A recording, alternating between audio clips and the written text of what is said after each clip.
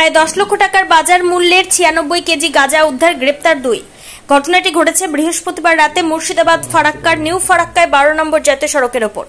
গতকাল রাতে new ফারাক্কার bus stand সংলগ্ন এলাকায় ফারাক্কা থানা ভারপ্রাপ্ত আইসি নীল উৎপল মিশ্রের নেতৃত্বে পুলিশের একটি টিম অভিযান চালায়। একটি 4 চাকা গাড়িতে আটক করে, গাড়িতে তল্লাশি চালিয়ে প্রায় 96 কেজি গাঁজা উদ্ধার করে এবং 2 জনকে গ্রেপ্তার করে পুলিশ।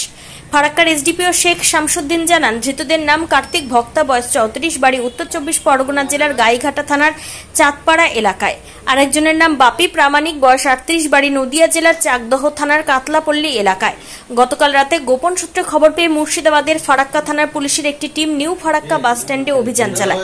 সেই সময় মালদা থেকে বহরমপুরগামী একটি 4 চাকা গাড়ি আটক করে পুলিশ। গাড়িতে তল্লাশি চালিয়ে 96 কেজি গাঁজা উদ্ধার করে পুলিশ। তারপর গাড়িতে থাকা 2 জনকে গ্রেপ্তার করে পুলিশ। 4 চাকা গাড়িটির নম্বর WB38AF9875। গাড়ি ও 96 কেজি গাঁজা বাজেয়াপ্ত করা হয়। গাঁজাগুলোর বাজার মূল্য প্রায় 10 লক্ষ টাকা বলে জানা যায় পুলিশ সূত্রে। পুলিশের প্রাথমিক অনুমান, এই গাঁজাগুলি কোচবিহার থেকে নিয়ে নদিয়া জেলার কোথাও দেওয়ার উদ্দেশ্যে নিয়ে যাচ্ছিল। ধৃতদের আজ 7 দিনের পুলিশ হেফাজতের আবেদন জানিয়ে আদালতে পাঠায় পুলিশ। থানা এবং ক্রাইম সেল জঙ্গিপুর এর কাছে ইনফরমেশন আছে, কিছু সোর্স ইনফরমেশন। তার ফলে আমরা একটি বহরমপুরগামী 4 চাকা গাড়ি, স্মল ভেহিকেল ছিল, সেটাকে যখন আমরা নিউ ফারাক্কা মোড়ে ইন্টারসেপ্ট করি এবং গাড়িটাকে আটক করা হয়। আটক করার পর গাড়িতে 2 জন ছিলেন, তাদেরকে ডিটেন করা হয় এবং গাড়িটাতে সার্চ করে আমরা 96 কেজি গাঁজা পেয়েছি এবং